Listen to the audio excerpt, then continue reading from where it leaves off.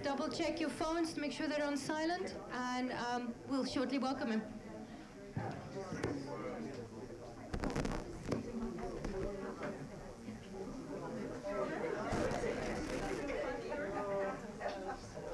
so sorry. I was waiting to be picked up. What's wrong with you? How are you? Nice to see you. Very nice. Okay. Does anybody have a charge wire for a Mac? I walked out this morning at 6 a.m. without my charge wire. I have one, Bob. You do? Yeah. Well, that's for during the talk. That would be nice. Yeah.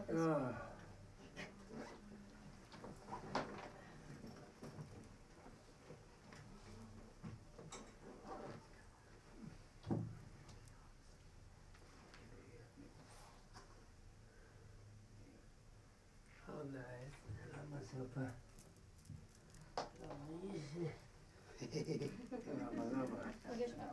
Yeah, that's great. Thank you so much. Because I'm running out of juice and I have a outline for the talk on the computer. I don't really need it, but that's good to have. Also recharge the computer. Please, sit down, sit down. Something to yeah. But I'm okay. What? Okay. Pull off your feet. Thank you. There you go. Sorry for my confusion. I thought they were going to pick me up. I didn't know where to come. I am so sorry, Professor. We will.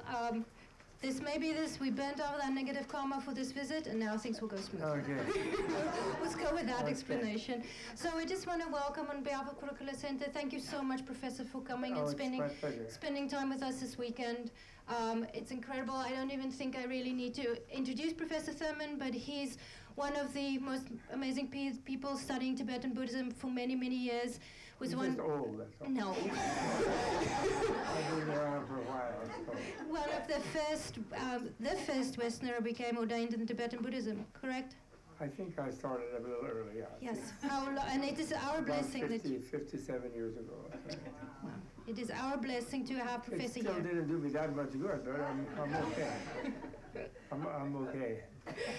So without further ado, I will hand over to Professor, and tonight is living the Buddhist ideals in the Western world, but also whatever Professor wants to talk about. Yes, okay. And this I thought I'd give you a preview of, okay, good. Thank you.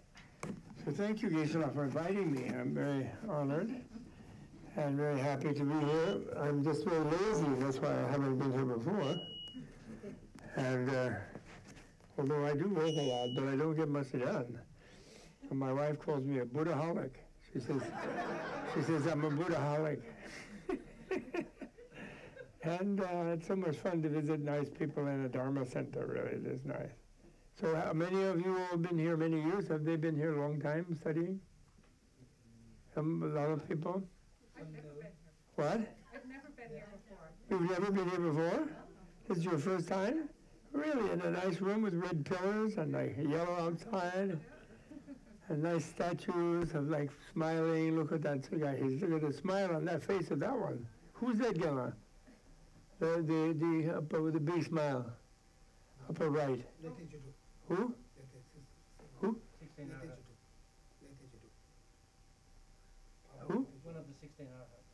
Oh, I see. It's really, beautiful. These are very nice. The different arhats, right? The arhat. Oh, yes. Wonderful. Well, Buddhists throughout the ages have been somewhat cheerful.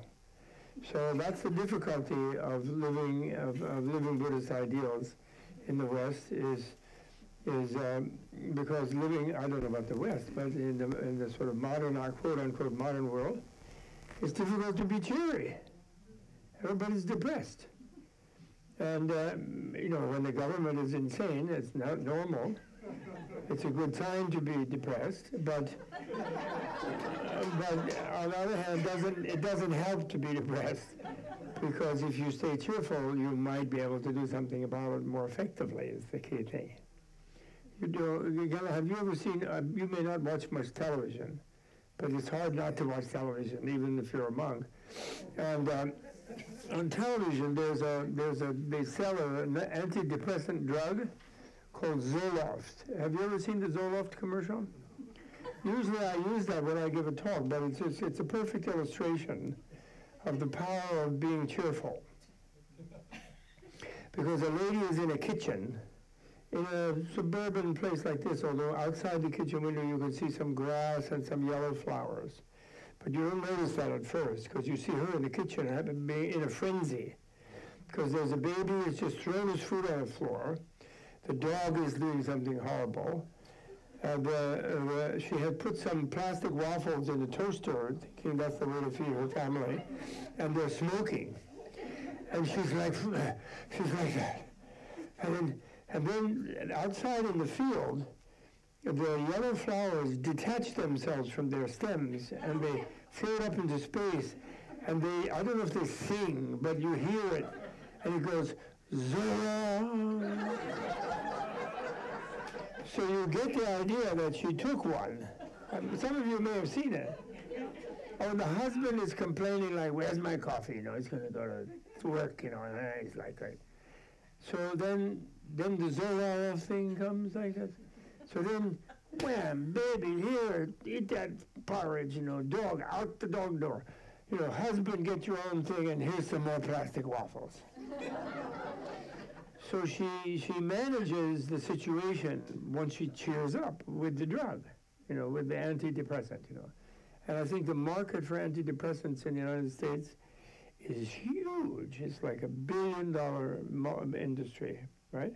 So that's the difference, you know, in short, that can be my talk since I'm late. My talk can be that it's difficult to live Buddhist ideals in the Western world because we tend to get depressed. And Buddhism wants you to cheer up, actually. Don't get Buddha wrong. Just because he said you're going to be miserable, he's just saying if you don't know what the reality is, if you're not aware of what's going on, you're going to be miserable, that's all. As His Holiness Dalai Lama likes to say, if it wasn't that he had discovered that reality is fine, it's goodness, it's happiness, it's freedom from suffering, the third noble truth of his very first teaching, not even Mahayana yet, but the very first teaching, Four Noble Truths. How many of you can recite the Four Noble Truths if Geshe-la asked you in a quiz? How many? You know them? You never came here, but you know the Four Noble Truths. That's really great. I didn't think you'd be here. You didn't? So, the point is, the third noble truth is the one that's an actual reality. The first and the second are kind of conventional or illusory reality, and even the fourth is the part of illusory reality that's used to cure the unpleasant part of illusory reality, and introduce you to the third, which is the actual reality. So we always say absolute reality or ultimate reality or something. We think it's somewhere out of town, nirvana. But Buddha's teaching is that it is the reality. If we knew what it was, if we know what reality was, we would be in nirvana, in other words. Do you get that? So it's very different. He doesn't actually ask you to believe in it because it would run counter to your daily experience. Nirvana would, since you're constantly bumping into things and stubbing your toe.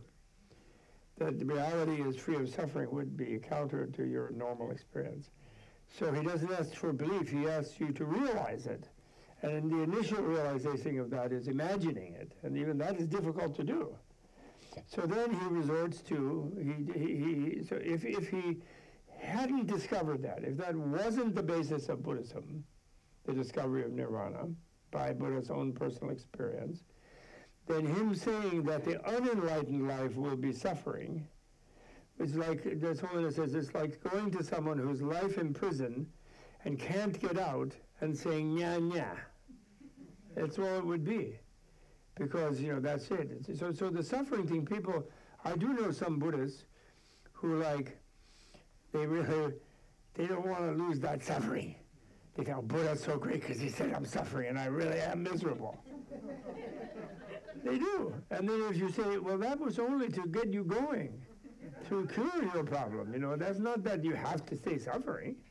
Why would he say that if that was what he thought, you know? And he, actually, you know, he could think that, right?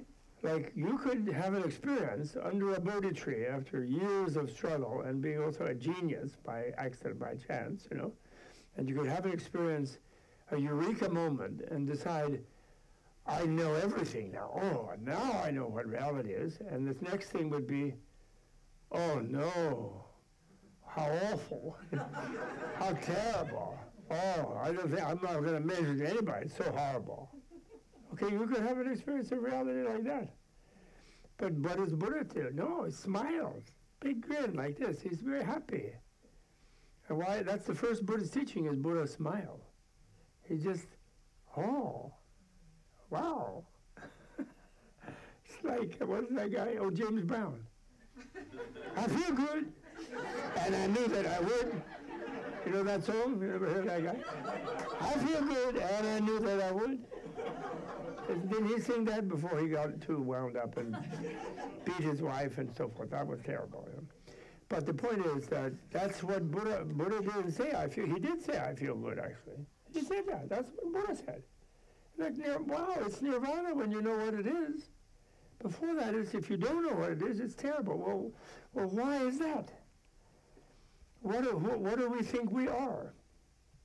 Right here, everybody thinks that I've been really unhappy the last half an hour because I've been thinking, you know, there must be people waiting for me and I don't know where to go. And I don't like them waiting for me, or maybe I made the wrong day. Maybe I should come back next week. I was really in a twit, you know. I was having a thing. And, but that's why was I thinking? I was still focused on me, sitting there. And I was thinking, like, I'm not where I'm supposed to be or something. You know? So this is typical in the world. Each one of us thinks we are the main thing going on, don't we? If we did, one of you were sitting here and you weren't sure who you were, or which one of the people here you were, you'd think somebody had drugged you or something. You were like confused, right? So you think it's cool. I'm my old Geshe-la from Gomang Datsang. Are you Debong or Sera? You're Sera. They're smarter in Sera. It's okay. In Gomang Datsang is a bunch of Mongolians and Amdos. Well, Dalai Lama's Amdo, so we don't want to see that. But you know, the Mongolians, the Tibetans think of them as a little like country bumpkins or something. Although sometimes the Mongolians won debate in the old days. They won some debate. Anyway, my original teacher was a Mongolian, and he used to say, decades before the Matrix, he used to say, everybody goes.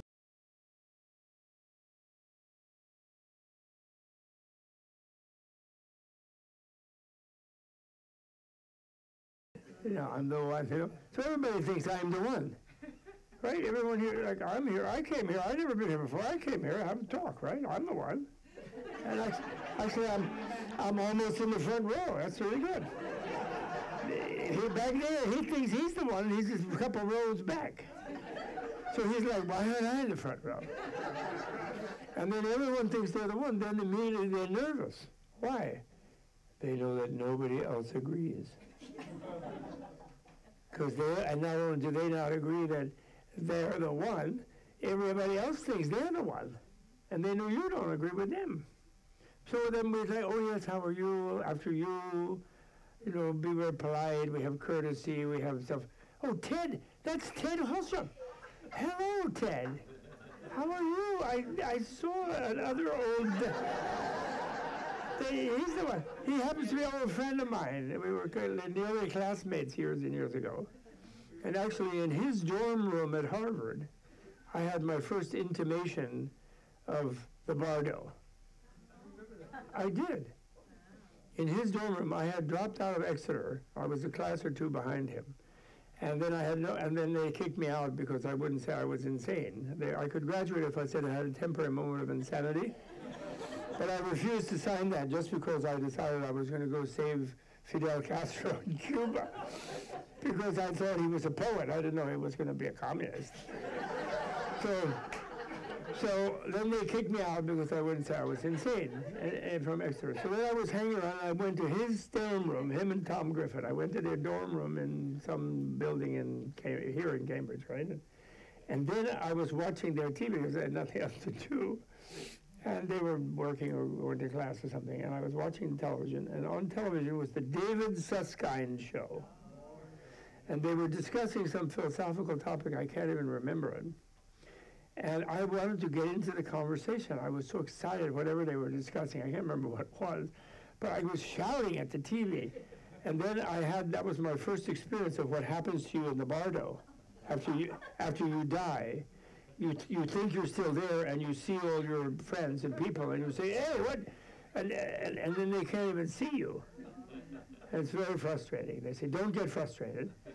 And it's even more frustrating. They warn you in the bardo, in the Tibetan so-called Book of the Dead, which is the wrong title, but they warn you, and they say, when you go back to your family or when you go to your funeral, and Uncle Joe is doing an eulogy and saying, oh, poor Bob, I miss him so much. You know, he was such a great guy. What's going on?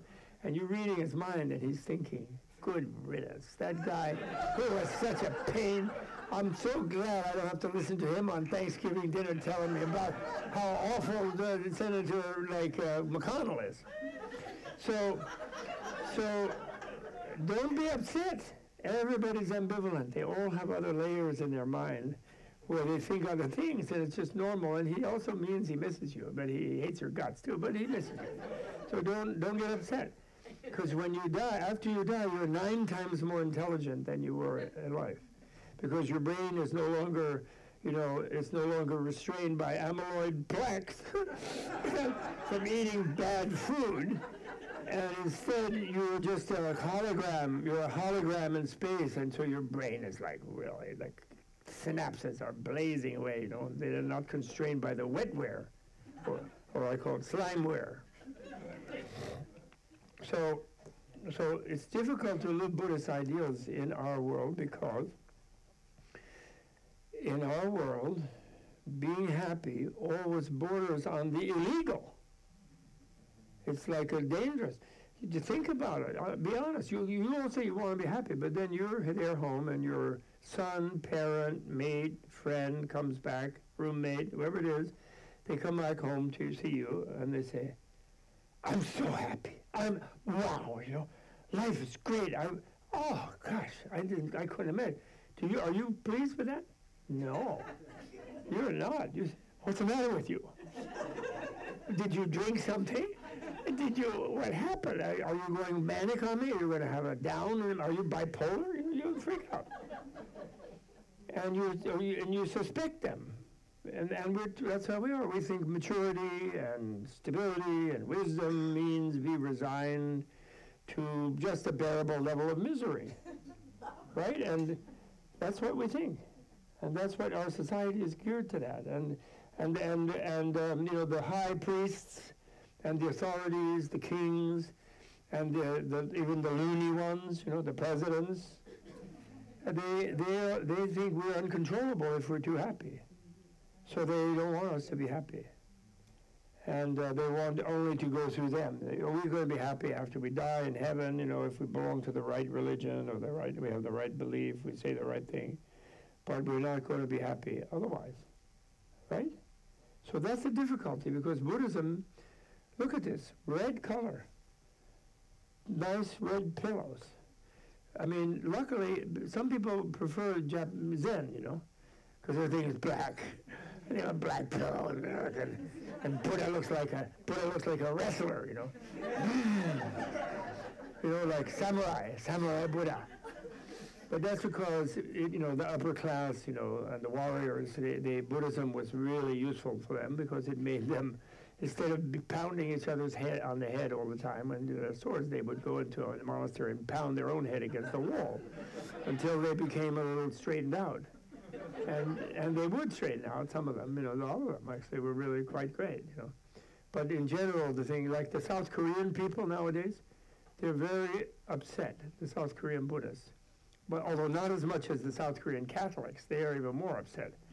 But the reason they're so upset is almost all the young people have become Protestants. Baptist, born again. And because, they didn't, in South Korea, they did not, the Zen group is the big group there, They have Pure Land, but they're really big on Zen, South Korea, I met some South Korean Zen monks, and they told me, like, son, that's the real one. If some Japanese Zen guy tries to come over here, we carry him out in a stretcher after 3 days. They say that. They're very proud of how macho they are, And it's, so the young people, they got this grim idea about Buddhism as kind of grim, And then, Jesus is out there, and you can put on a white dress and get married and be romantic and have some plastic surgery, and you can go to heaven later. Like, have you ever seen South Korean soap operas? They're fantastic. Everybody in Asia loves them. The Chinese, the Japanese love them. And they're sort of a little snobby about Koreans. They're nervous about Koreans, but they love them. They're super popular. Thailand, Cambodia, they all watch South Korean soap operas.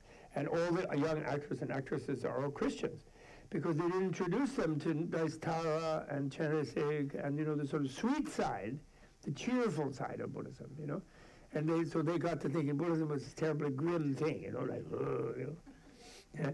Anyway, I'm sorry, I know I'm being a little funny, but seeing my old friend Ted, that's really fun. Where's Sophia? Prajna, yeah. She's on retreat. Oh. She what? She's on retreat. She's on retreat? Yes. She retreated from me. That was smart. From me. Oh, from you? Okay. He has a wonderful wife, too. He's a great guy. Okay, so, I had a little script here about the Four Noble Truths. I decided I would give you a preview of my next book, which will come out this fall, and which is about living Buddhist ideals in the Western world, actually. But it's framed in terms of the Four Noble Truths. And my motto is, because over many years of teaching, in the West, people always ask you, like, what is Buddhism? And then they want a short answer. So, so I have a slogan. I say, Buddhism is realism. And I know some Buddhists who don't like that. Man, they're modern Buddhists, and they think Buddhists are crazy, so they don't like, but they think it means something unreal. But my argument, which I think I can win, or I don't know whether Geshe-la, they're best debaters in the world. They're really fantastic at debate, which is a very important skill in Buddhism, debating in a logical way, not just yes, no, yes, no, yes, no, like when you debate with your sister or brother, but a real debate. And Buddhism is realism. And why? Because Buddhism is based on Shakyamuni Buddha's experience of reality. He did talk to God, actually. It isn't that there's no God. Buddhism is not atheism. That's not correct. The God of the Indian culture of his time, called Brahma, great Brahma, is a character in Buddhist literature, and he talks to Buddha all the time. He really likes Buddha. And actually, he asked Buddha to teach, because he said, there's a sort of Wizard of Oz story about him, but not by Buddha, but by another monk in a sutta in Pali, Kevada Sutta. I don't know if you bumped into it from the Pali. So the Kevada Sutta, this monk becomes a great meditator. So he can travel in the celestial realms, in that sort of out-of-body thing with his astral body, sort of conscious, mind-made body, as some of those great meditators can do. They don't have to be Buddhists to learn to do that. Like a lucid dream, but when you're awake, but in sort of trance. So he goes to the Brahma heaven, which is the highest part of the sort of the world of material world. And he meets great Brahma there. And then he comes in, and then he says to Brahma, he says, I want to know what was there what was the universe before earth, water, fire, wind, space, and consciousness. What was there? In other words, I heard that you created the thing, so how did you do it, and what was there before? He asked the Big Bang question, So then what does God say to him? Brahma, he says, do you have an appointment? He literally does. He does. He says, did you know I'm great Brahma and blah, blah. He recites all kind of like slogans that they have about him, because the Indian people at the time, most of them, the simple-minded ones, they thought he was the creator, right? So in 2 or 3 times he rebuffs him with this kind of, and the guy says, yeah, I know you're great Brahma, that's why I came to see you, and I want to know how the world works, and so you supposedly made it, so tell me. And then he keeps saying, well, I don't have time, and I'm busy, I'm God, you know. So then he leaves, disappointed. And then, and this is a Buddhist sutra, thousands of years ago.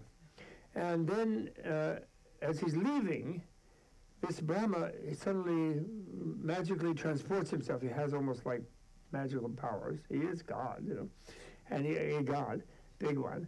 And he comes outside where he's leaving. I don't know how you leave, but anyway, he was. He said, hey, come here. And then he's frightened because he thinks that God is angry and is going to do something. And he says, no, I'm not going to do anything. I just want to answer your question honestly, which I couldn't do in there. That's why I kept brushing you off. And the reason I can't answer it, couldn't answer it in there, I'll tell you why, is that actually I didn't create it, and I don't know how it works. Really? And he said what happened was, at the beginning of this particular emanation, you know, there's a cycle of big bangs and big crunches and big bangs, an Indian thing, you know. Many universes arise and others collapse, and there's lots of other universes, like a multiverse thing, you know. And he said at the beginning of this one, I was like, pop, I was just here, and nobody else was there. And I was thinking, like, what's going on, you know? And then, as I was thinking that, a bunch of other godlings showed up, and gods are born by apparition, they say. They just arrive. There's no womb, there's no egg, they're not normal gestation, they're just there. They're because they have good karma, you know, so it's easy, you know, labor pains and whatever. And so they popped, they're all there. And when they saw me, they said, Dada. So I then said to them, I'm not your Dada. I'm just here too. I don't know, I just got here sooner. And then they looked so freaked out and confused. After a while, I said, okay, everything's fine, I'm Dada. It's under control, it's okay. Like Alexander Haig in the White House. It's all under control. General Master, whatever. Kelly, it's all under control. Yeah. So then, I didn't want to tell them, in front of them, I didn't want to say, I don't know what's going on. They'd be freaked out. And I don't have any shrinks up here. No, I have no Zoloft up here. So he said, if you want to find out what's going on, go down back to Earth and ask that human being Buddha. He knows what's going on. He will explain to you and give you in some helpful way, and you can figure it out. So there's an actual sutra like that. I really like it. I love to tell that story in Missouri, in Mississippi.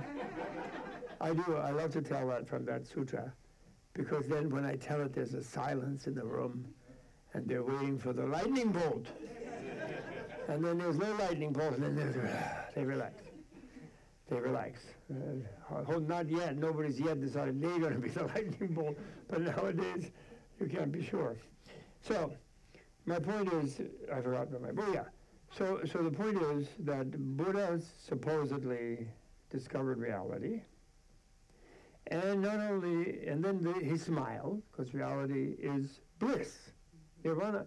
He didn't say bliss about nirvana at first, because he knew people would be too suspicious. So he just said freedom from suffering. He didn't say that's happiness, you know. He just said freedom from suffering. Later on, he gets into bliss, void, indivisible, all things about happiness. But he just said freedom from suffering is reality. He smiled. And then the second piece of good news, he was a human being, and he said the human being can understand this also, other human beings. He first said maybe they can't, but he was just playing coy, you know. He was just waiting for God to ask him to. Then Brahma showed up actually and said, please teach beings. And Buddha said, why should I do that? They're going to have a hard time understanding. I'm having a great time here in my garden here, you know, in Bodh Gaya. I'm very happy here with my tree. No, you please teach them. Well, why? Well, I want you to tell them that when horrible things happen to them, it's not my fault. I'm not omnipotent. You know, I try to do good. Actually, the Brahma figure in the Buddhist literature is very benevolent. He tries to help. He does. He's a little egotistical because he's a god, you know. He's like a big god. But he's nice. He tries to be nice. In Tibetan Buddhism, actually, the Brahma is a kind of protector, right? He's a chuchong, you know. He's a lokapala, you know, jigten chong. And in the Indian literature, he's also he tries to be very benevolent. In the Buddhist literature, he's not a frightening god figure. He's very, very friendly. But he's not omnipotent. So when people worship him, oh, it's great, but thank God, they go.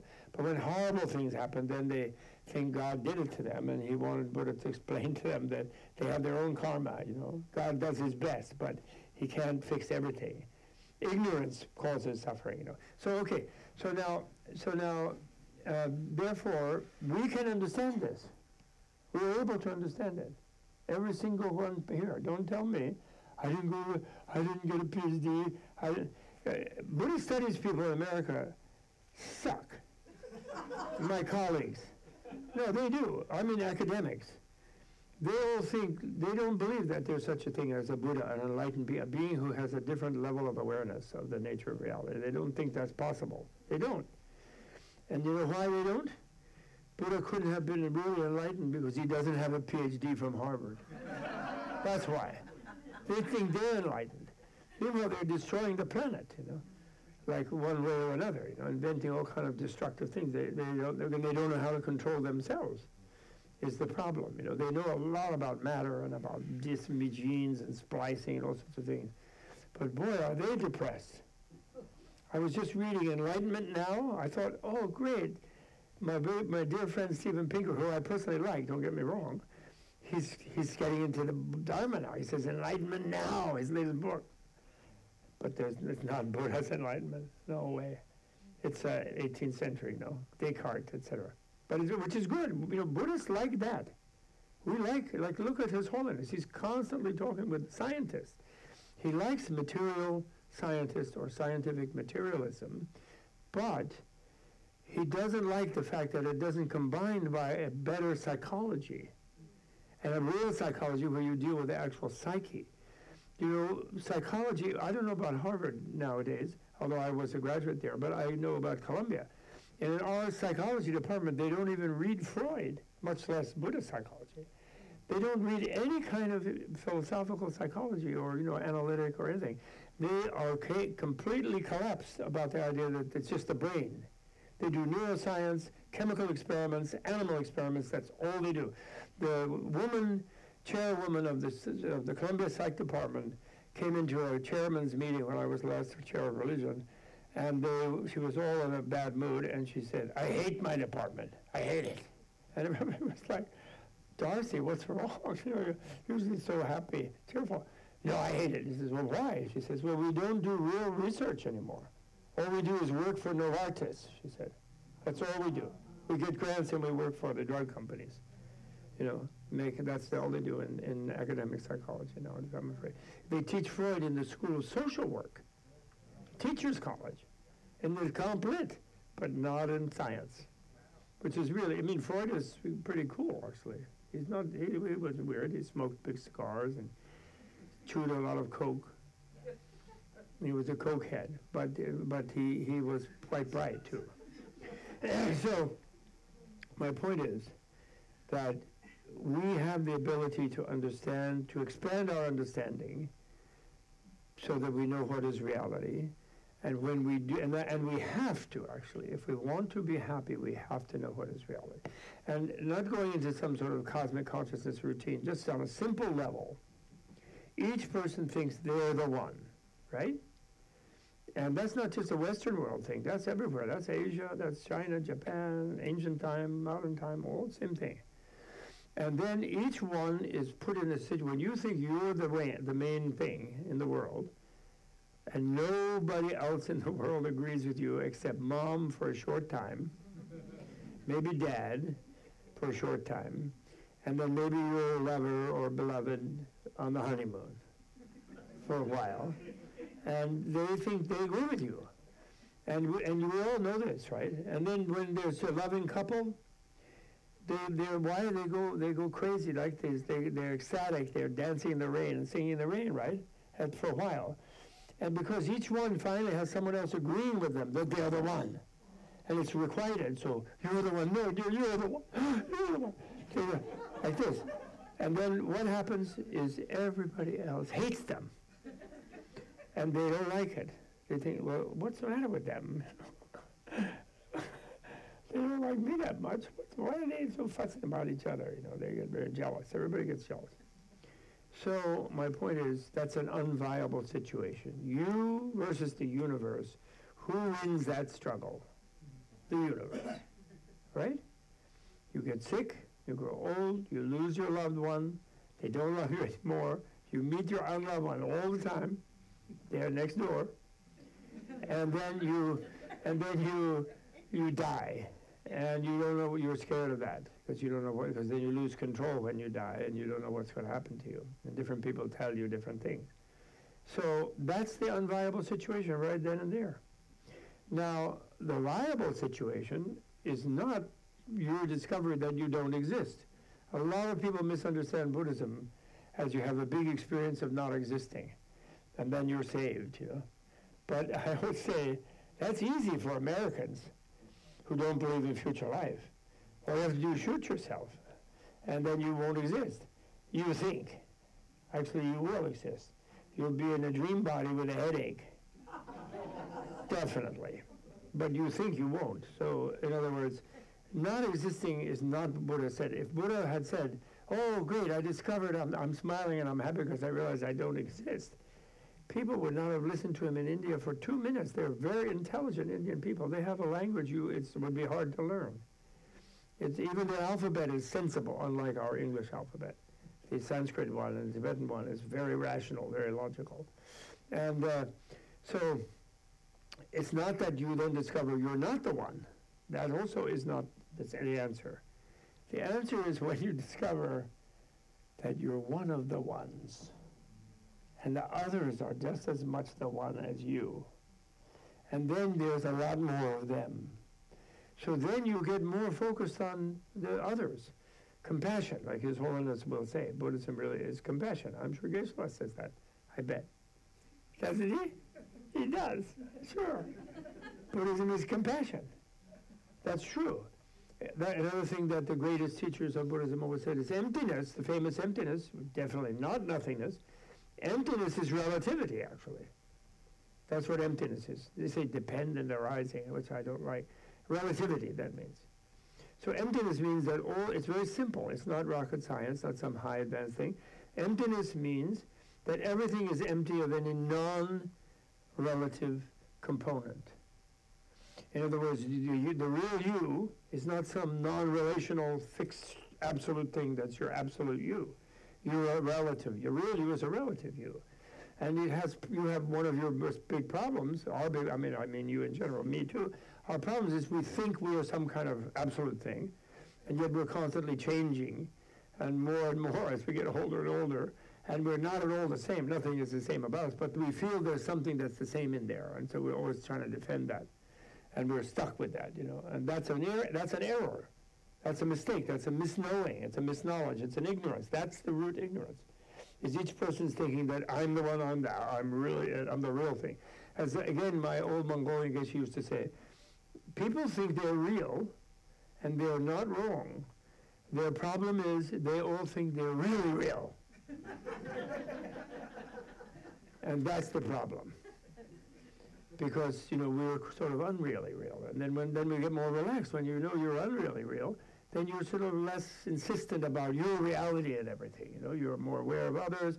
You hear that, you know, it's not just your heartbeat is the main thing going on. You become aware of others' heartbeat as equal to yours, and there are more of them. So you become focused on those beings. And then this is your motive. Then you become bodhisattva, right? That's what bodhisattva is. Someone who lives for others, because they realize that there's a big argument in modern psychology. There is no true altruism, because if you're altruistic, you're more happy yourself. As His Holiness says, when someone becomes really altruistic, that is, wants other people to be happy, the first person they succeed with is themselves. They become more happy. Because the less self-preoccupied and self-involved you are, the more relieved you are. When is it you're most miserable? When you're most miserable is when you turn around to evaluate how happy am I? And then you're always lacking, right? Even you're having a gas time, you say, I was blown away at that concert. How blown away were you? Oh, well, not that blown away. It wasn't David Bowie, it wasn't this, wasn't that, you know. So there's always something wrong when you evaluate, you know. So when you're self-preoccupied, like, what am I getting out of it? Where am I? Then you're always discontented. There's like that's the Shantideva teaching, which I bet Geshe-la has taught you, or if he hasn't, he will. Because it's a great teaching. His Holiness Dalai Lama is specialist in that Shantideva teaching. He's the specialist he's made it a worldwide teaching, actually. It's amazing. It really is. You know, this equal, you've heard about, right? The equal exchange of self and other, that precept of developing bodhisattva mind, right? You've all heard that, right? Right? So that's the thing. So reality. So then look at the Eightfold Path. How many of you can recite the Eightfold Path? Oh, good. Oh, good. There we have a candidate. That's good. So the thing is, one thing noticed by the way Buddhism tends to be taught in our culture, except by good teachers like Geshe-la, the way Buddhism tends to be taught is people say, you go meditate. Just meditate. That will solve all your problems. That's not true, actually, and that's not a good idea. If you're very egotistical and you just go meditate, guess what you're going to discover 20 years later down the line? Wow, I'm the greatest. Have you noticed that? There's a few like cult leaders who meditated a lot, and what they discovered is they were the one. So you can't just meditate out of ignorance. If you meditate on ignorance, you will be more fiercely ignorant, deeply concentrated on your ignorance. Seriously. You have to first unlearn some confused ideas. You have to develop the first branch of the Eightfold Path, in other words, is the realistic worldview, or what people call right worldview. I don't like right as much, although it's not wrong, but I don't like it because right and wrong, sort of like following a rule as if there was just a rule, and then people want to make Buddhism into a creedal religion. But actually Buddhism is an education system, really, for those who want to use it right. It can be a reason for someone who thinks, well, I can't learn anything, I can't do anything, but I'm going to bring breakfast to Geshe-la or to the monks or to somebody, and I'm going to think they're doing nice things, and it's nice, and I'll believe in it, and I'll be fine. So that can be religion. But anybody who tries to use it as Buddha intended, they use it to educate themselves. And again, another thing people always translate, which is the training. Everybody gets training. They call it the 3 trainings.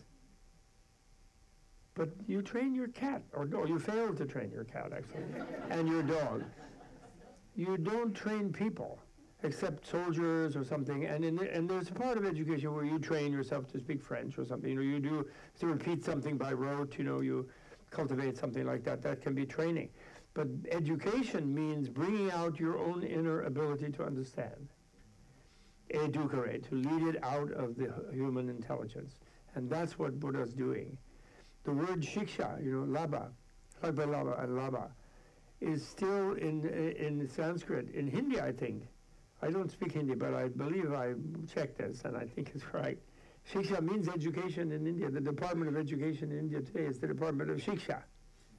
You know, laba, which we translate in Tibetan as laba. No, laba sum.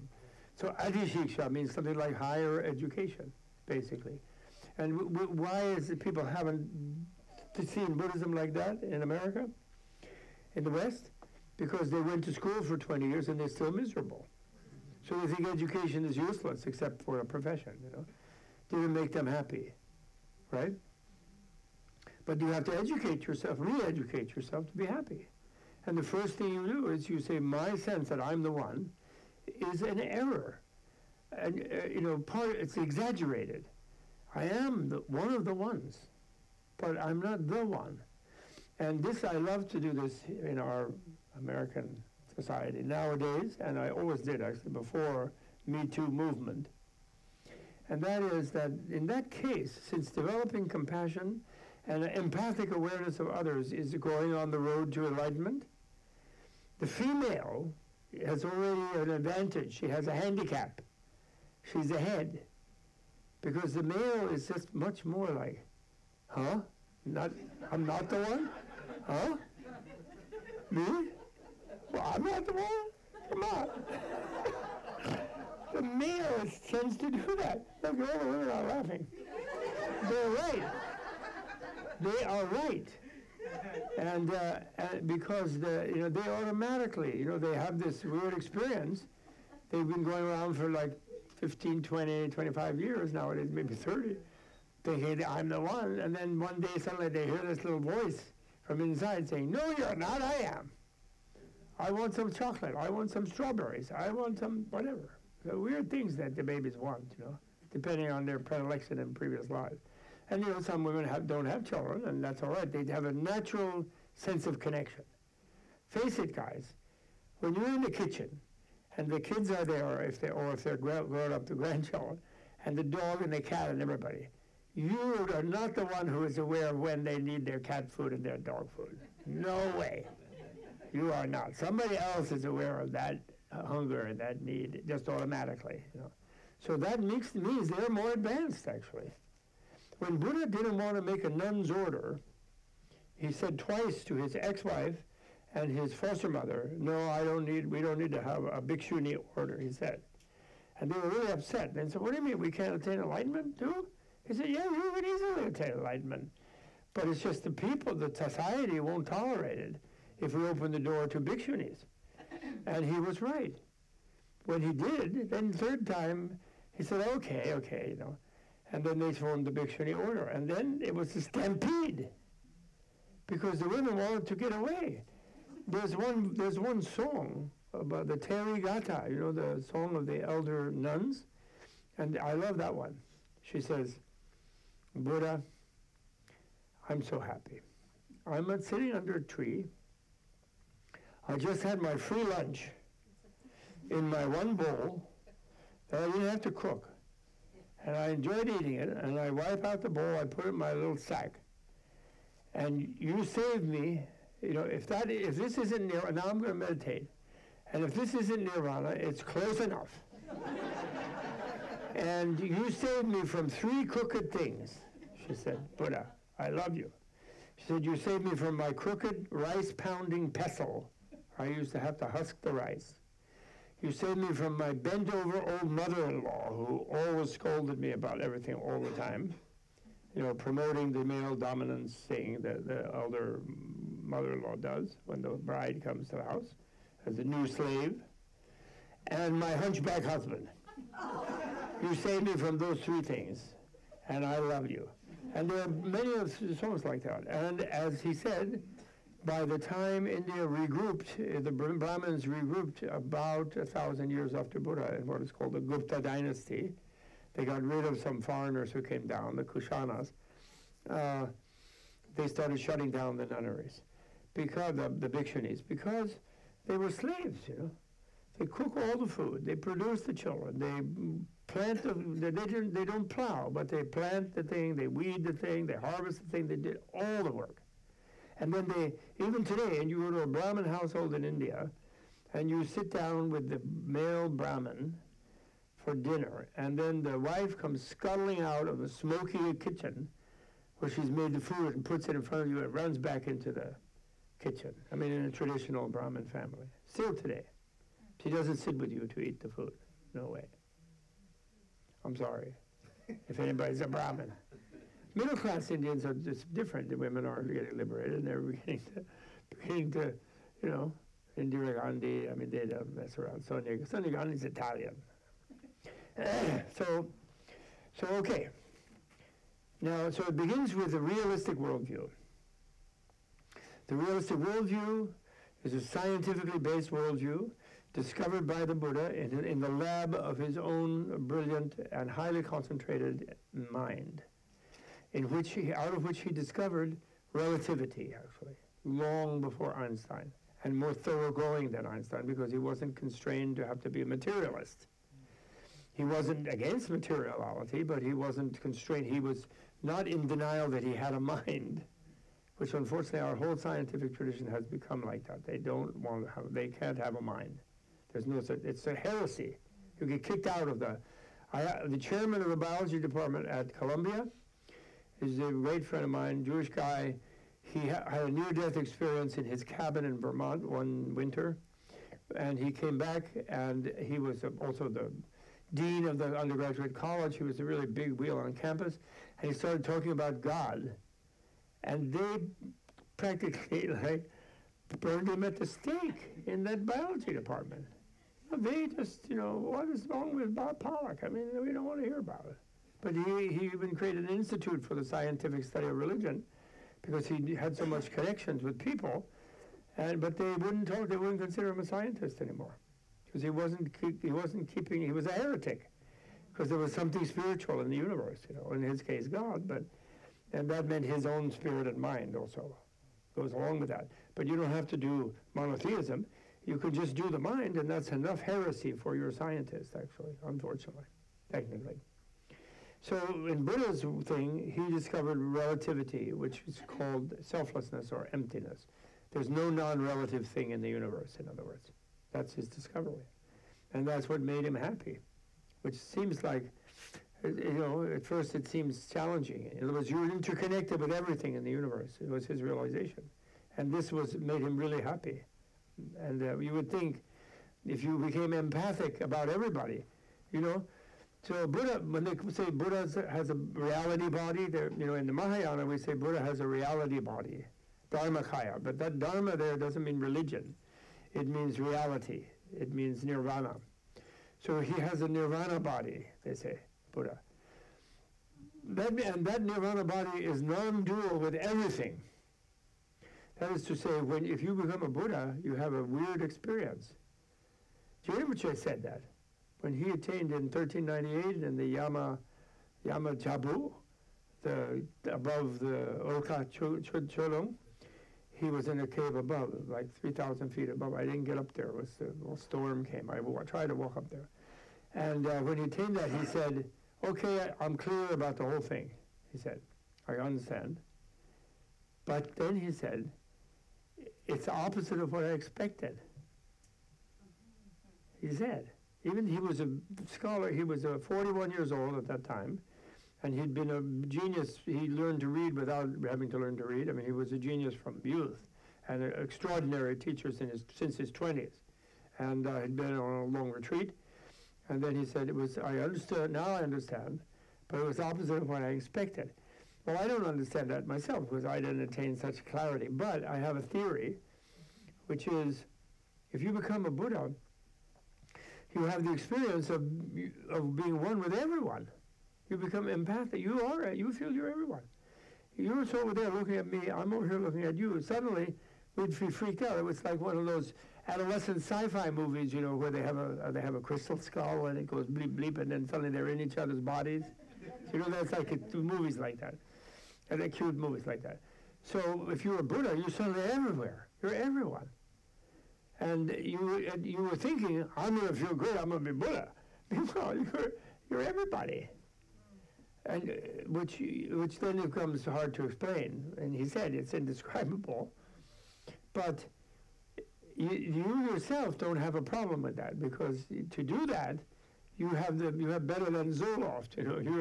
You have complete bliss of release, of being stuck into you versus the universe situation. But then you are completely aware of other people's being stuck with themselves against the universe situation, because you're one with them. So there must be a thing that you simultaneously see them as they see themselves, which is suffering, which therefore is your compassion. And at the same time you see them in their reality, which is the deepest energy of the universe, is the bliss that they're made of. So it's really cool, actually, I think. I think it's really nice. But it's inconceivable because of the scale of it. But it's really nice. It's like the great doctor who you go there, oh, doc, and he sees your problem and your pain and your symptom. But he or she sees that you have the health there if it's just readjusted. So they don't just see the sickness in you. They see also your potential health. And then they coax that out. They diminish the symptom, and they go to the cause, and then they coax out your natural energy of health. That's a really good doctor, right? So that doctor has a cognitively dissonant experience of the patient, where they see the sick patient and they see the future healthy patient, and then they're maximal effective moving the patient toward the health. You follow? So the way Buddha is defined, Buddha sees the patients, the psychotics, us who I'm the one, running around. Even when you get to be president, apparently it doesn't help to think that you're the one. Because less and less people agree with you as it goes along. As they see you, they're stewing away in the tube.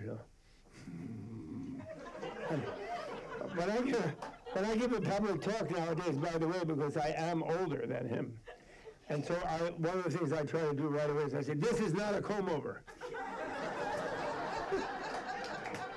I do that right away when I give a certain type of talk, not in the Dharma Center, but I couldn't resist. So being the one, so then the Buddha simultaneously has this kind of knowledge, the wisdom and the compassion thing. And the wisdom being this wisdom of emptiness, of total interrelatedness, then automatically you're interrelated, and you're related with everybody, and therefore it becomes natural to be compassionate about them, because you also feel their pain. Not just Bill Clinton. Buddha felt their pain. And that's what's great about it. And there's such a neat thing. Recently I worked on the Datik, Gyula Datik, and I published that. And but somebody initially translated, then I had to edit the English version. One Chinese student of mine, he translated it into Chinese, the Datik. And it's really interesting. The so-called Buddha nature, there's a theory that the Buddha nature is the Buddha's mind in us. Because technically, and all Buddhas have always had that same experience, but they do so each one in their own individual way, but they all have the experience of being everybody simultaneously, which is an inconceivable experience. But that means that infinite numbers of Buddhas, since time is beginningless, there's no first beginning from nothing. That's just an incoherent, crazy idea. There are universes beginninglessly. That's a big relief if you really think, if you figure that out. You get over it. Well, but how did it all start? I don't know. We're brainwashed to think we have to, because people have been pretending since we're little that they know how it started. And you notice the astrophysicists, Big Bang, yeah, we got that covered. And at first they said it came from nothing. I mean, it's just amazing. It happened like one little tiny. Actually, they originally said a fist-sized clump of matter exploded. That's the Big Bang. It's a male thing, isn't it? Fist-sized thing. That's silly. They meant it. Then they gave that one up later, and then have a black hole, It's infinitesimal, but somehow a pulsar explodes. That's just baloney. Something to explode, there's something there before. Chicken and egg, chicken, egg, then you just let them go, chicken and egg, you don't worry about it. It's not the egg, it's not the chicken, it's beginningless. It's a big relief if you really think about it. And that means also it goes on forever. And that's not a relief, actually. It goes on forever is a big shock if you deeply think about it. Because it means that how is it going to go on? I'm going to be here forever. Uh-oh. Where am I booked? Where's my passport? Where's my body? What am I going to be? And what's the cause of how I'm going to be? That's a huge shift. Oprah freaked out with Meister Eckhart's reincarnation, Eckhart Tolle, because she said the power of now, in the moment, that's really cool. She had the earth moved, right? Believe me, if you really try to conquer the delusion that you're raised with, and me too, from our so-called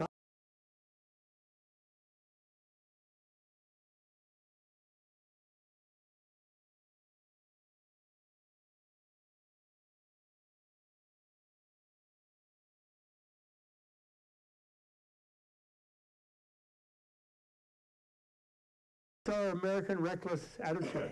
And even if we think, I believe it, maybe I can be Cleopatra again. If we think that, that's a surface thing, and the deep underlying things we don't expect to exist, because we think authority tells us there's no such thing as a soul. And of course, as I said to my friend, some mega church guy, I forgot to say, I can't think of his name, Rick Warren, I said, at least you guys have a future life, I said. So it's only one. It was, we Buddhists, we face a lot of them and we worry about them, how they will be. But you guys have one. But it's compensated for the lack of many. It's long, it's really long. He cracked up. He really did. I have a photo of him cracking up his mouth. Someone took a photo of it just that moment that they sent me. He was really laughing about that. And actually, as I proved to him, he also exists before birth. Monotheists do, because they can't not exist in God's mind. In an omnipotent, omniscient God, they have to exist in his mind. So they also are beginningless and endless, but they don't think of God as beginningless, so they think it all came from this point. Because high priests have been telling them. The high priests of the materialist sciences say a Big Bang, we got it covered. And did you notice in the newspaper 2 or 3 years ago? We discovered the Higgs boson, did you notice that? It wasn't the Higgs boson, it was the Higgs boson. The secret of mass, they discovered that. And it was all over all the newspapers, right? It was a big triumphal moment for materialist science. We now know why there's mass, right? But in every single article announcing their triumph, when they got to the end of the article, it would say, well, this is really wonderful, this new breakthrough. But that's only 3% of the universe in our standard model. And 97% of it is dark matter and dark energy. And we haven't seen that yet because it's dark. We didn't see it yet. But build us another $20 billion accelerator and we'll get after it. I mean, please. And then they all think, I've been reading dear Steven Pinker's thing, they all think that this wonderful liberation in the 18th century, and then Darwin and everything, it's really great. And we now know we don't have to fear for our soul in the future life. We know that's great. And therefore, they're automatically thinking that somebody discovered that they didn't exist after death. But my question to them is, whenever they will deign to debate with me, who reported back on that discovery? Excuse me. Who's the one who said, yeah, I'm nothing, it's cool? Who?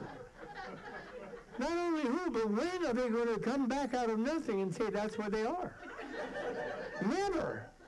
That's not a discovery, it's a dogma. There's no such way to discover that. In fact, right away, anybody can say, that lady in the Zoloft commercial, she can say, I know that no one's ever going to find nothing. Because that's what nothing means. You can't find it. It isn't there. Nothing is nothing. It's not a place you go and sleep. You sleep in a dark room. That's a place. Have a pillow. Turn out the lights. And if you can't sleep, you freak and you take Ambien. So you're not scared of that, of being unconscious. You crave it after 12, 15 hours. 1 hour of me and you're ready to be unconscious. My wife is. My wife and children will go to sleep while I'm talking.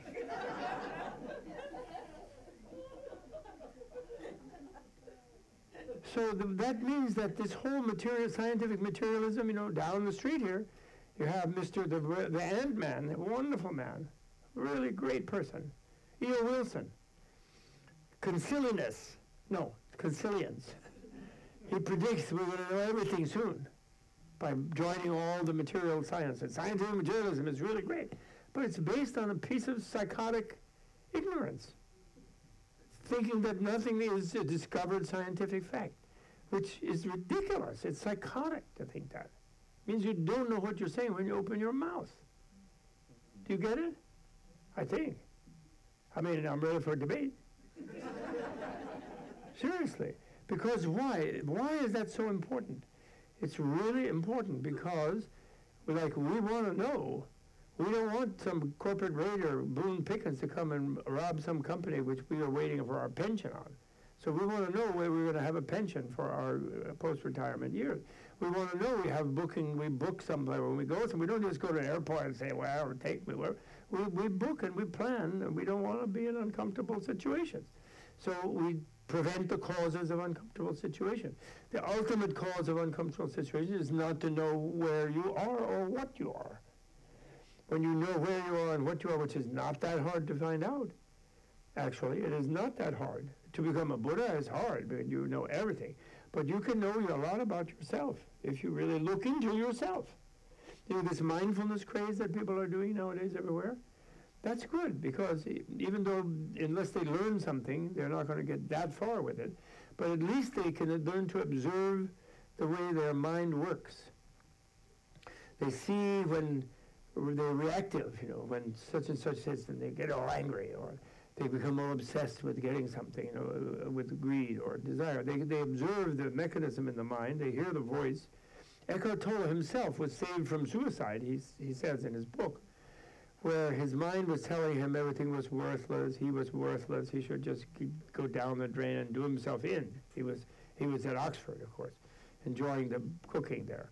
And he was ready to kill himself.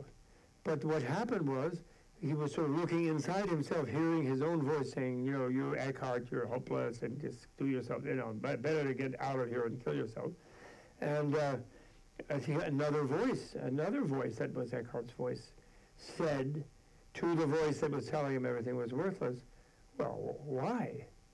You know, questioning it. Why should I listen to you? But it was also his voice. So this made him able to disidentify from the one nagging voice that was telling him everything was horrible and going into the cycle of total suicidal depression. And another voice questioned it. So that's what people do with that mindfulness thing. They observe the way they react to things, and this inner voice that they think they have to obey, you know, like the one you hear that says, I hate that thing, I can't stand that, I'm going to do something. And then your adrenaline goes, and you start getting all hot in the solar plexus, and you jump up and do something and say something. And then you feel exhausted later, so you usually do the wrong thing. So you get to be able to see how that works, and you become more used to, you can question, you can say, why did that? What do I need to freak out? You know, maybe I can do it some other way. Maybe I can do it some other thing, you know. That's all in Shantideva's teaching on the 6th chapter on developing tolerance and patience. If you read that, against anger, you know, he's very good about that. But that's what mindfulness is about. And you can do that, and you can learn about yourself. A lot of these brilliant, genius, enlightened people have the very best psychology that the planet has devised is there. Actually, the Christian monastics also had very good psychology. Hildegard of Bingen, Teresa of Avila, John of the Cross, etc., etc. They did, but then the Protestants lost track of it because you can't do anything, only God can help you, and then they didn't get into a psychology, you know. But the earlier monastics did. But the Buddhists, because they lived in India, a more wealthy society, and China and these Asian societies were always more wealthy, not just lately. You know, they were always bigger population, big, wealthy, richer environment than West Asia. Europe had a bunch of beer-drinking weirdos running around, clubbing their women, and, you know, the Gauls and the you know, Asterix and Obelix, if you don't know those comics, but if you do, you know what I'm talking about. Whereas in India, it was like Garden of Eden, you know, more rich than Mesopotamia or the Nile combined. The great Indian alluvia, you know. Before Monsanto, they had, you know, floodplains, you know, silt coming out of the Himalayas. So they tolerated more useless people who were like discovering their own way their psyche worked, and they were not producing or fighting wars or producing things. And they even tolerated for 1,000 years a lot of women leaving the slave jobs, but only for 1,000 years. Then they went and shut them down. In India, anyway. And Tibet doesn't have full bhikkshunis, right? Because they didn't get it from that line. You know? Only China has a full mendicant, you know that means. We say nun, but they're not really monks and nuns. They're mendicants. You know, they just are given free food. They have free lunch. They don't ask for dinner. They don't ask for breakfast, just lunch. And the people are happy to give it to them because they create a nice field, a nice vibe in the society. So the realistic worldview means, ultimately it means beginninglessness and endlessness and the acceptance of relativity and causality, really. Once you have infinite relativity and causality, beginningless and endless, then anything is possible. And the causes will always have more effects. And so you can become all kinds of things. You can be all that you can be. Not by joining the army, but by cultivating your mind in this life. And then in the human life, you have the ultimate learning platform. Another one of Buddha's great things is that the purpose of human life is education. That's what the purpose of life is. What's my life purpose? Your life purpose is not slaving away at the office. That you do for livelihood. And you may also have a purpose in the sense of you may be creating something good for people and you have an altruistic thing, and that's good. But finally, the highest things in your life come from learning things. When you open your mind in some new way and you see the world in a new way. That is the most amazing thing that happens to human beings. Really. It's more fun than roller coaster riding or, thrills.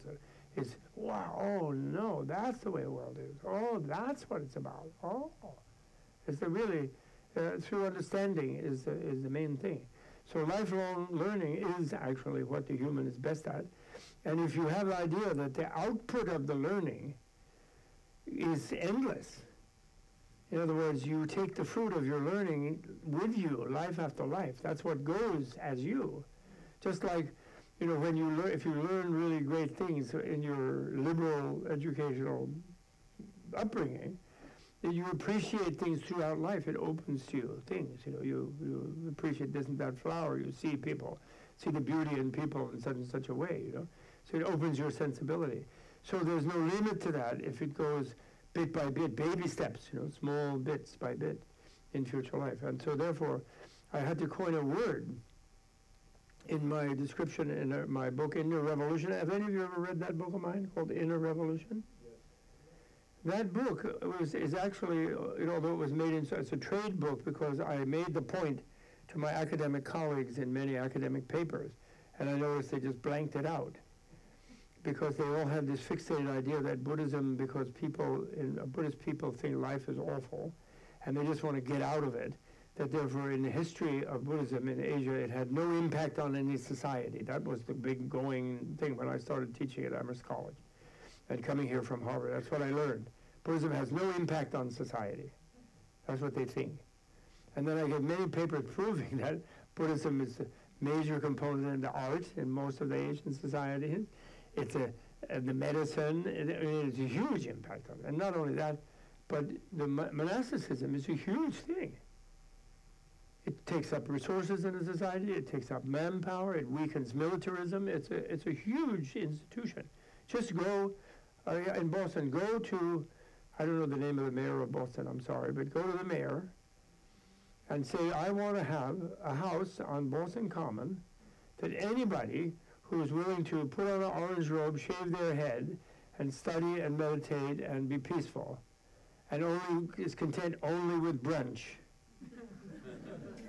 I want them to be able to go there freely, and then I want all the restaurants up and down the streets around Boston Common to give them that free brunch. Now, just no dinner, just brunch. And go ask the mayor. See if he's willing to put that in the budget. It's a huge thing in a society to have, and Protestant people don't understand this. They think they read Umberto Eco, Name of the Rose, and they think all those monks were in there eating legs of lamb and boiling each other in brine. They think it's all corrupt and horrible because Martin Luther was not a successful monk. He freaked out and decided he couldn't do anything with his mind, and he only could depend on God. And there was a movement like that in Japan 200 or 300 years earlier. A little movement like that. But none of the Asian societies did they completely take over the society and cancel all the monasticism like they did in Northern Europe in the Reformation. Which they all think in American academia and religion that's the greatest thing that ever happened. They don't notice that went right along with mass militarism in Northern Europe and the conquest of the planet and the genocide of many people. But never mind about that. They don't notice that. Because the monastic thing puts some people in this sort of voluntary restraint situation, where then they think it's a good thing to try to restrain their aggressive impulses and their greed and things. And celibacy has a very powerful impact on you, actually. It's not a negative thing. Contra Freud, It's good for you, actually. But never mind, that's another topic. You know, it calms you down. It's a big money saver. No tuition payment if you have no children. And it's a good population control thing. You don't have exploding world population. No, monasticism is a really useful. Buddha invented it, actually. He did. But he did, you know, the viharas, you know, the first monasteries in history were the viharas. And the cultures that don't have it, Protestant and the Islamic, are very highly conquering cultures because the men from adolescence are just got to go conquer somebody. You know, and then the leaders like that and they send them out to conquer stuff. And monasticism takes people out of that pool, right? So it actually is, it's the one social antidote to militarism. That's in my Inner Revolution book, anyway, which was kind of finally looking at the social impact of Buddhism in history. And how to talk America out of Buddhism, that's my book. Because if America was to become truly civilized, the Pentagon would be a monastery. It would. That's what they did in Tibet. They were conquerors. Tibetans had a huge empire. They conquered China one time, but they, luckily for the Chinese, they didn't stay because they like living at high altitude. They feel a little high up there. They have a little less oxygen in the brain. Like apparently you can see colors. They make beautiful painting. And so they didn't settle down on top of anybody at lower altitude. They just went and looted and pillaged. And then they galloped back up to the highland, right? And their wonderful, peaceful thing. But then after some centuries of Dharma, they became demilitarized and vulnerable. They got wasted in the last century. And so it's a bad thing for your militaristic posture, you know, your Rambo culture. But today in the world, I think we need everyone has to learn how to demilitarize. So, you know, we're cooked. They're cooking it up down there, you know. Syria. So they discovered that atrocities are going on. It's been, half a million people have been killed. They didn't find that out until just now. Never mind. I don't want to get into that. So, okay, so it's difficult to do, as I said, it's not really difficult, but the big difficulty, what I ask you all to think about, and some of you, if you happen to be monotheists of whatever kind, you might be a little easier for you to do that. You have to think, what does it take to feel that reality is good, actually? That if you really knew what was reality, we have a saying, don't we? Ignorance is bliss. Yes. And that implies that reality sucks. So it's better not to know what it is. And that shows that we're brainwashed, that reality is frightening. And there are other frightening things in the world, sure. But the deeper reality, the real reality of things is good. This was Buddha's discovery without posing that it's good because some outside person, an absolute God who was outside and was omnipotent, was good and would eventually make it okay. They said that doesn't work, actually. That's not sensible. But it's good in itself, like the energy is enough to get everything done and satisfy everyone and everything. But we have to know that, to find it, to enjoy it. We will, if we're struggling against something all the time, we will not be ever quite happy because we'll keep losing the struggle. So we have to discover that. But we have to, when you realize that the default situation is bliss, then that changes everything. So then trying to become a better person, trying to become enlightened means the more you open to reality, then the more happy you will be, happier you will be. The less prejudiced, the less dogmatic, and the more open-minded and open-hearted you will be, the more loving you will be, the more happy you will be. It sort of changes everything. And you have to realize it's not the Western thing, actually. The authoritarian Asian societies also, including Buddha's own society, taught people, before Buddha, the Vedic gods, from the Vedas, you know, that were current in India in Buddha's time, they were very scary to people. People did ritual sacrifices to the Vedic gods to get them not to bother them. The original meaning of the word karma actually was a sacrifice, you know, in a Vedic ritual. Because they thought, that's why Buddha used the word for causality. Because before Buddha, people thought that the gods controlled whether you had success or failure. So you had to do actions through a ritual. Lay can still mean a ritual, right? Lay, but that's a secondary meaning of karma. But primary meaning of karma now is causality. So Buddha shifted the source of power and fate away from some other beings who control you to your own deeds and thoughts and speech or you can shape your own world, in other words. Of course, in interaction with others, you can't just fantasize that it's all great and then it will be. You have to work it out, But it's potentially shapeable, and the endless energy is there. And this relates to the last thing I will do. I know I started late, but I don't want to go too late. And you all were sitting here meditating, so you were working, although I wasn't here yet. And the last thing I want to say is, when you fall asleep at night, you're very happy when you lose consciousness. And it's probably in a dark room, hopefully it's soundproof or quite quiet, and curtains drawn if you want to sleep past dawn. Okay? I mean, that's what you do, right? More or less. So maybe you assume, I think our materialist culture tells us when we die, we're going into a dark room like that for an endless unconsciousness, right? That's what no future life means. That's what no soul means. That's what no mind means. So every time you sleep, you're subliminally reinforcing our common consensual reality that we only have to worry about this one life. So the Buddhists have a concept they call clear light, which is not really a bright light. It's a grayish light. It's where everything is transparent.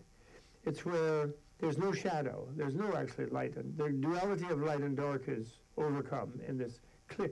In the expression clear light, translation or Tibetan cell, it's the cell that's key rather than the And so, in other words, the clear that's important, not the light part, because we think of light as sunlight or moonlight, which are different states.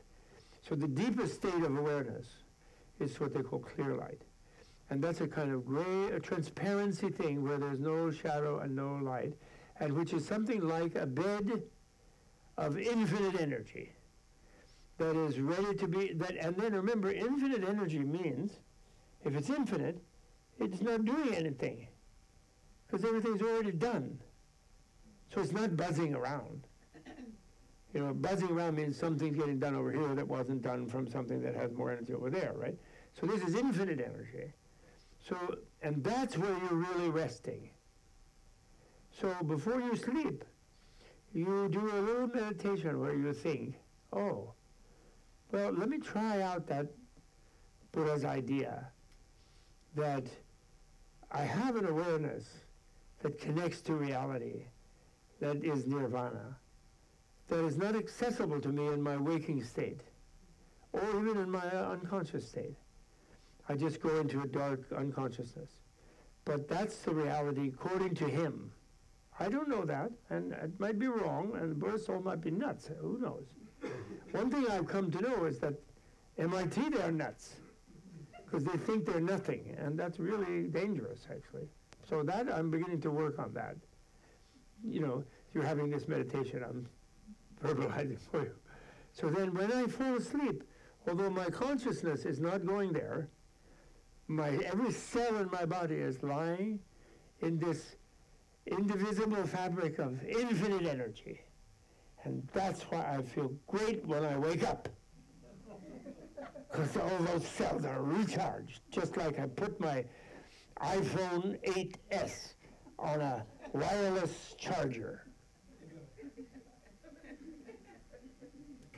Okay? That's what I call, the Tibet House we're not a Dharma center, we're a culture center, because we love Tibetan culture. And His Holiness asked us to try to do anything possible to preserve it. And we have a retreat center in the Catskill Mountains, and this is cool. This is usually I only share with the Menla people. This is sleep yoga. Okay, and it's just a silly thing. You just think, okay, I'm going to be lying in a dark thing, but I'm not just lying in a state of nothingness. That's not where would my cells get energy out of nothing? They wouldn't get any energy out of that. That without my knowing it, I slip into this blissful oneness with the universe of infinite clear light energy. Okay? Try that when you sleep. Okay? So then I only did a little bit of the first of the Eightfold Path. I didn't do other ones. And so that's good. That leaves us something to do another time. I'm going to make it, it's coming as a book. I already wrote it, and the editors are doing it in the fall. And basically it's like, Buddhas don't need Zoloft is the title. They're cheerful. Geshe-la is the most cheerful person. Look at that smile. You would think he hasn't had a Saturday night date for 40 years. He maybe goes to, he went to the Matrix, that's great, good movies. And I hope you went to see Avatar also, right? Avatar? The movie Avatar? You didn't see that? Oh, you must take Geshe-la to Avatar. Swamiji, why didn't you take him to Avatar? That's the one movie where the Indians finally win. And they're nice. And they're blue and they have a long tail and they're really nice. You know? They don't kill everybody like that horrible sergeant said, you know, when they win. They don't have a little fight, then they do, but then after that they're nice. So anyway, that's the thing. And he's really cheerful because he's realistic. And so, well, I'll say one more thing. Then people say to become a Buddhist, you have to take refuge in the three jewels, Buddha, Dharma, Sangha. That sounds very religious. Okay, I believe in Buddha, I believe in the Dharma, I'm a part of the community. So, and which is all good. But, ask Geshe-la, the real refuge is Dharma. And Dharma doesn't just mean some doctrine. I hate people when they translate it as doctrine, because it sounds like dogma. It means teaching. Teaching is not just something that you believe, it's something that you use. Buddha was a Socratic type of teacher. He would dialogue with people and give different ones different teachings according to what they need. And he knew what they needed because he was telepathic and clairvoyant. So he was really the best possible teacher. And so Dharma means teaching of the nature of reality, which is and it also means nirvana, and so it means reality. So taking refuge in Dharma really ultimately means taking refuge in reality. But then, of course, Buddha is necessary because he kind of said, he's the one who discovered that by personal experience, and he pointed to that, to us, you know, in his teaching, which means he doesn't expect us necessarily to believe it. He challenges us not to keep believing so strongly our world, our unworkable world of ourselves versus everybody else, which never will work, because you will lose to everybody else. As long as you're the main thing, they will just beat you down. And so taking refuge in reality is like taking refuge in the Dharma. And then Buddha is the teacher who points to that, and he always says, don't believe what I say because you think I'm cute. Only try it out in your experience. You try it out with your reasoning. You try it out. You know, His Holiness endlessly gives this, quotes this verse about like a goldsmith buys gold, you know, after testing it and cutting it and rubbing it on a touchstone, and then he buys it. Doesn't buy it just because the guy says it's gold. And so similarly, don't just take what I say out of my authority, but you look at the teaching, not the teacher. He always says that. And then the people in the community are those who are also trying to be realistic. So you don't have to be, card carrying, and even His Holiness always says, I'm not trying to convert everybody. I want everybody to stay with their grandma's religion, he says. And because otherwise grandma will be upset. But you can be better in your whatever religion by having a better psychology and a better knowledge of reality. And the Buddhist science will help with that. Very much so. They never attacked the Hindus. They attacked some rigid things by Brahmins, and they're thinking they were higher caste than some lower people. They criticized those kind of prejudice things. But they didn't attack Hinduism. They liked the Hindu gods. They relieved them of duty to some extent, poor Brahma. And same in China, they didn't attack Confucianism. They got along really well with Confucianism and Taoism. And they get along with all the Abrahamic religions also. His Holiness really likes Jewish people particularly, because not only because there's many Jew-boos, but also because they don't try to convert you. You have to be born one, you know. Unless you marry one, then you might have to learn to do some different cooking, you know. But otherwise, they don't rush after you and try to like get you to join their frenzy, you know. their creedal frenzy. Okay? So that's the thing. So have a refuge in your reality of joy and cheer and goodness and beauty and truth, okay? That's Buddha's assurance to us all, okay? Thank you. Thank you. Did you want to do a question? Did they want to ask some question? There's a few minutes until 9. Does anybody has any burning question? Yes, yes. I'm not going to get the language right on this. That's okay. No. But I'm curious about what you were saying about learning. Yes. So if I'm thinking about my individual learning, yes, then I'm thinking about my cortex and all that scientific biological yes, stuff and increasing my, cells and yes, neurons and attachments and all that stuff. So would you be thinking more in the sense of, if I'm increasing my learning, if I'm adding learning to my family, to my ancestors, to the learning all around me, so I'm adding my learning, as I increase my learning, I'm learning too. Well, you were learning from them too, because they have language and they left texts and books and things. Yeah. So that's great. That makes sense. You don't have to only do some weird chemistry. You can the key thing is to learn your own reality and that of the world. That's the key one. So that is actually science. Wisdom is science. The education, higher education in science achieves wisdom, and wisdom is the only thing that liberates you from suffering, not only meditation. To get deep wisdom, then it requires concentration of mind, so then you need to cultivate the ability to really focus, which is a skill of meditation. But wisdom is the only thing. And then, once you get a little better sense of theory, then they have Bodhisattva tries to learn everything.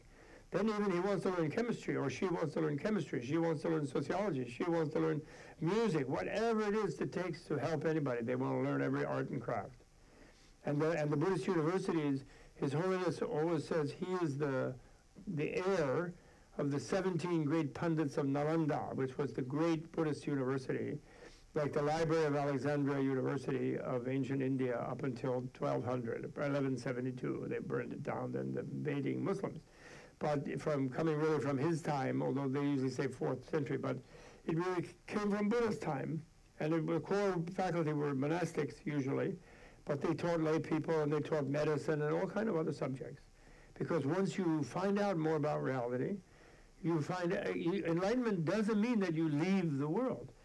He let some people think that nirvana was elsewhere, because those people were so uptight they couldn't conceive of being blissful in the middle of everything, especially your upper-class Brahmin male. They couldn't imagine being in the kitchen, in the birth room, with the lower caste people and being blissful in nirvana. They couldn't imagine that. So he let them think, oh yeah, nirvana, you'll get out of all this, But he was clear that he never would confirm that feeling. He knew they were thinking that, and he would let them talk about no more birth, no more this, no more life, He would say to them, because they were really, human beings are very escapist, especially ones who are uptight. That why you think heroin is such a big addictive opioid, because they want to get away from everything. So there's a way of seeing nirvana in what we call dualistic Buddhism, which is useful for certain type of people because they can't conceive of being in nirvana and talking to me at the same time. They think that's impossible. So they think it has to be somewhere else.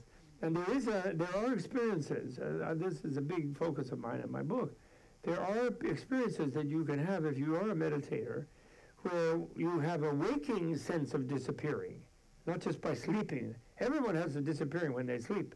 They totally disappear. They go unconscious, happily. But there's one where you're wide awake, everything will disappear into space, sort of. And not like your body will float in space. Everything will be space. You will leave your body in a certain sense. Experientially. And many people think that's nirvana, and there is a release associated with it, a feeling of release. But Buddha is very clear that's not nirvana. It's just a state. It's still a relational state. It's not the absolute state. Even that thing that you sleep in that meditation I said, it's not like you're going to go there and stay there. That's enlightenment, that you just, then everything, nothing exists and it's all just pure energy. No. That's what I call the cheap oneness experience. Somebody has that experience and they come back because it's a relative state. They do come back. Like it has a boundary. They went into it, they come back. And they say, wow, I had this awesome experience. All was one. Really? Well, what was that there? You were there? No, I wasn't even there. Nobody else was there. Well, all was one and nobody was home. And it was so cool. Nobody could bug me. And I wasn't even there to be bugged. But that's a cheap one. How about it's all one and everybody's there? That's what happened to Buddha. He's totally one with you and me. And if you and I are all perplexed and like, oh, and we're having an angry fit and a fight with somebody and we think that it's all happening to him. And all he is a force that wants to kind of help make peace. But he can't do it by force. Because you flood with energy, even good energy, a person who's all into their boundary, and they'll get more uptight. It's like hugging a paranoiac. Go up and give them a big hug. They'll think you're trying to do a cage match on them. You're trying to make a nice hug, and they think you're grabbing them, right? So the key thing there is, I forgot what the key thing is. But learn everything is the thing. But the most important thing is, what are you? You know, and you can and take the encouragement that you can know what you are. And everyone tells you you can't know. When I went to Exeter, some British school in New York City, where I got whipped if I didn't know my Latin at 3, you know, and then Harvard, and then I just still didn't know anything really about what I was.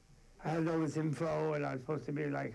Then they tell you that you're the elite in their convocations, or when they graduate you because you paid them so much money, they would want to hear that. And they still didn't tell you how to live your life at all. Even they make you more arrogant and uptight, and you have a horrible life. You maybe make a lot of money, and you have either a heart attack or a midlife crisis, and then you're on your second or third trophy wife if you're successful, and you're equally miserable, and you make them miserable. And then you die, and you wasted everything. At the last minute, you regret it deeply when it all flashes before your eye in a split second. So let's not do that, right? We're not. You guys are all here. So, preaching to the converted, preaching to the choir. Okay, see you tomorrow. Oh yeah, what's your other question? I thought your story. What? I thought your story about Brahma not being the creator was amazing. What was the sutra? Kevada Sutta. If you go to Wisdom Publications, where I was just now, you can find it in the Thus Have I Heard book, or the long discourses. There's different versions. They publish both of the versions, and it's one of the suttas. In the Pali, they don't say sutra. They don't like consonant clusters. They say sutta. And it's there, Kevada Sutta. I mean, they didn't mention Zoloft in the ancient Pali. Oh, that's a good one. And there are other conversations with Brahma. Also, Buddha pretended, oh, I don't want to teach anybody. I don't want to bother them. They're not going to get it. And most of them won't get it, and all this. And he was like that. And then Brahma, no, you got to teach, you got to teach. And then Brahma shows a vision of a whole different bunch of flowers in a pond and field. And then rain, and then makes rain on that. And he sees that different flowers absorb the rain in their own way, you know. And he says, so you just make a rain of the Dharma, you know. And they like rain in a monsoon country like India. They think rain is a great thing. So you just rain, and just don't you worry about it. People will use it, but especially tell them it's not my fault when it goes bad. He keeps plugging that one. Brahma does. It's like a president of the U.S. Their hair turns gray in 2 or 3 months because people blame them for their problems, right? They do. And that's if they're not dyeing it and combing it over, you know. Otherwise, it turns gray. And it's not a happy thing. It's not a happy job. It's not being unkind to the current sort of like, surprise occupant, surprise to himself, actually, that he's just unhappy there. He can't handle that situation. He's not prepared for it, you know. She was ready to go. She had plans for everything. even for coal miners. She had a $50 billion plan for them. And they distorted in their ads, and they pretended she was wanting to shut them down. She wasn't. She was wanting to help them retrain to live. And she had a $50 billion plan, that famous misstatement she made that they used against her. So, anyway, like Al Gore, she's a president in exile. Poor thing. I read her book out of a sense of duty, you know, what happened. And I cried, because she was so ready to help us all. She's a Wellesley girl. Do-gooder like, could have been a Republican, doesn't matter. She wanted to do good. She did. She wouldn't have maybe done everything good. She's a little, you know, she's slightly square, but whatever. She would have been a mom, you know, instead of like a berserk, whatever, berserker. Okay. Thank you, everyone. So nice. Thank you, Geshe-la. Oh, this is a great book. I didn't talk about this, but he's a big encouragement. And by the way, there's a bad rumor that he's all sick and all this. He's not sick. He's just great. He's having a great time in Dharamsala. He's canceled a lot of trips because he's lazy to go on them. He's 83, you know. He wants to, he's in there. He's promised everybody he will live to 113 if we're necessary, to outlive the stupid policy of the old hardliners of the Communist Party. He's promised. So he's pacing himself. And I just saw him a month ago. He is in best of health, glowing and happy and just wonderful. He's just totally great. And reading his life, of course now I'm plugging my book, but reading his life is really cheers you up, actually. You realize there's Martin Luther King still alive, there's Gandhi still alive, there's Thoreau still alive, there's Tolstoy still alive. There is peace, you know, peace warrior, peace hero, man of peace. Really great. I recommend it. And some Tibetan did a review of it in the Hindustan Times, and then they sent it to Payul, etc. also. And they said every Tibetan family should have one in their altar, this for the children, this book on the Dalai Lama's life. Did you read it, Geshe-la? Do you have one? Have you seen it? Yeah? Good. Everyone likes it, will like it. I want to promote it. Tibet House published it. And I worked on it for years. What's that? We have copies in the book. You have copies for people? Good. I'll sign them all tomorrow. Okay? If anybody wants. I don't have to. Really, you should get His Holiness to sign them, but he shouldn't have to be bothered either. Okay, thank you.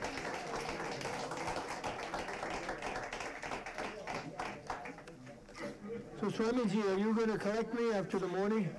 Tomorrow? Yeah. What do you mean me? Swamiji, you know you're my Swami. I didn't know. I think they thought you were probably driving. What? You said you were driving. Yeah, we thought you were driving. What the? We thought you were doing that. Oh, yeah, well, I did drive to the hotel and to Wisdom. But then I thought they said they were going to come and get me.